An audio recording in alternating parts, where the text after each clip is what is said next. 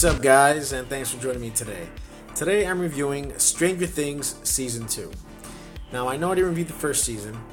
I meant to do so, I just never got around to doing it. But I loved it. It was one of my favorite shows of 2016. And if you haven't seen it yet, go see it. No. Go now. Go see it. Turn off this video. Go see the first season. It's amazing. You'll love it. Then see season 2 and then come back. But yeah, I binged this over the weekend and I have thoughts. I want to talk about it. And yeah, I'm excited. So before anything, let me show you a quick clip of season 2. Set a year later from the events of the first season, Will had been rescued, but few know of the details of the events.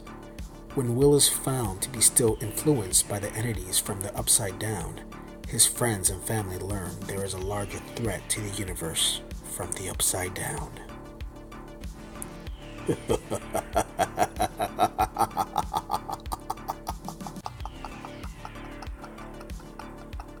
Alright, so like I said before, I loved the first season of Stranger Things. For me, it was pure magic. It had everything that I loved. From the sci-fi elements to the 80s nostalgia, to all the kids and the characters that were in the show that you could all relate to in some way. It was great. I loved every bit of it. The only thing is, when the second season was greenlit, I was happy and I was nervous at the same time, because the way the first season ended, it could have just ended the way it was, and I probably would have been fine with it. You know, it kind of wrapped things up pretty well. It kind of left things open, sort of, but if they decided not to continue with it, I would have been fine. But having said that, I mean, of course, I love to see a continuation of these characters and, you know, where they can go from here if it's done right. So, they did it in season 2, and it took a while for it to get here, too. And, was it worth it? Was it worth it? Was it a good continuation of the first season? Did it live up to expectations? Yes, it did. It was beautiful. The second season was great. I haven't really dissected enough to say whether I think it's better than the first season, but it very well could be, if not close. It was great. They continued with the story, and it all made sense. It all flowed beautifully, and it really was a great continuation. And I just want to highlight some of the characters on the show that I thought stood out. They were all great. They were all great. Don't get me wrong, but there were some certain characters I thought stood out that really elevated the show to a whole new level, and I was so happy for them. So I'm gonna talk about those characters right now. So let's do this. Noah Schnapp plays Will Byers on the show. Now, Will was missing almost through all of season 1. He was barely in it. He was missing. And in this season, he is front and center. And he shows his acting chops. He did great. Throughout this season, he's going through some things. He's definitely changed from the kid that he was last year. And, he had to really, for any actor, you have to dig in deep to show the emotion that this kid had to do, and he scored. He could be looking at an Emmy. I'm not kidding. He was that good, and I was happy, because I've said before, you get the wrong kid actor, especially in a role like this, you could tank the show. So I'm glad he showed up and he did what he had to do, and he was great. He was great. David Harbour as Jim Hopper on the show, again, awesome. His character was one of my favorite characters in season 1. And I thought he was even better in season 2. He was great. He develops a relationship with 11 this season, and it's very moving, very touching. He looks upon her as a daughter figure, and what the two go through together, it's great. It's one of the best moments of the show, and it was great to watch. Millie Bobby Brown as 11, Elle. Again, amazing. She did an outstanding job this season. And I'm glad that Duffer Brothers really focused on her story. this time around and explain more about it and really went further with it. And I'm curious to see where they take the character in season 3, because they hinted somewhat on where it could go. So I'm curious to see if they're going to go that route. But Millie, yeah, sensational. And I was very happy what they did with her character. She was great. Gain Matarazzo and Joe Keery play Steve and Dustin on the show. And they're both great this season. Dustin has a new pet, and things don't go the way he thinks they're going to go. And it's both scary and fun to watch at the same time. Steve is one of these characters that's become one of my favorites. Last season, he was a douche, and he becomes the hero at the end. This season, he continues that. He starts off a little douchey, and then he comes around. You know, he takes care of the kids this season. He becomes kind of like the dad figure, and he joins.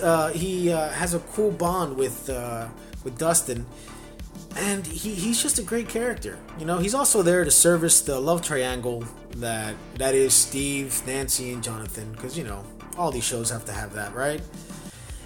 And if they're gonna make us choose, I'm gonna be honest. I like Steve better. I just do. So, yeah. Alright, so now let's talk about the new kids on the block.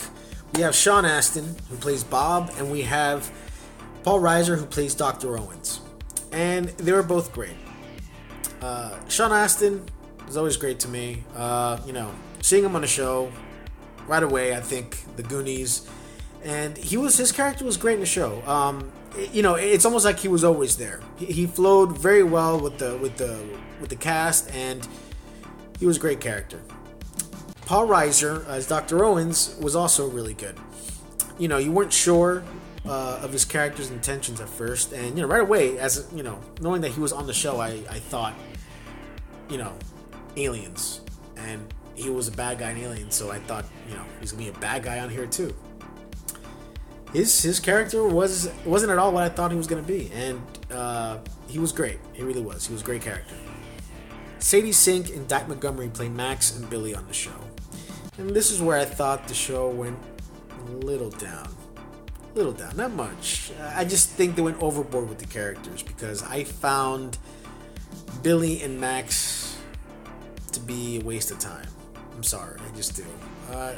I just don't think the show needed them. I think as the story was for season 2, you know, the way it was laid out, if these two characters were missing, it really wouldn't have mattered.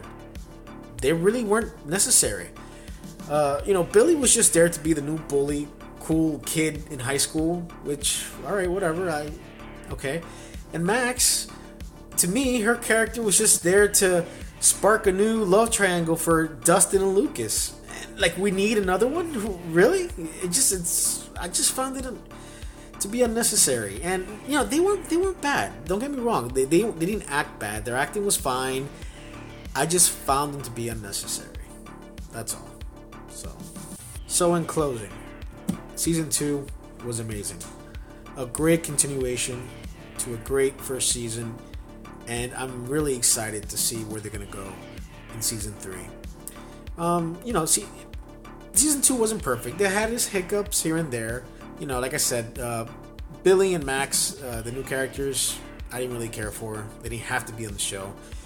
And there was one episode this season, I believe it was episode 7, that kind of went away from the story. Just that one episode. Which I thought the episode was great. I thought it was fine. It just felt out of place, especially because in episode 6 left such a cliffhanger that, you know, you kind of wanted to just take off from there, but no, it kind of took a break and it went off to its own side story for 11 L, which was fine. I loved, like I said, I loved 11's story arc in this season and where it went, and I think that episode was necessary for her character. It just felt out of place in the rotation, you know. But again, I'm not sure where they put that episode in the rotation for the show anyway, because it had to be there at some point. So that's just nitpicking. Again, it's not like we had to wait a week later to watch the next episode. I mean, they're all streaming. You know, you just see them. So you only that one episode took you like an hour away from the main story plot. It wasn't a big deal. It's not like some of these other shows that put in filler episodes to kind of just spread out the season. Talking about you, Walking Dead. That's right. But yeah. Anyway, Stranger Things season 2. Thumbs up all the way. Check it out. Must see it. You'll enjoy it. And if you like my review, please like, share, and subscribe.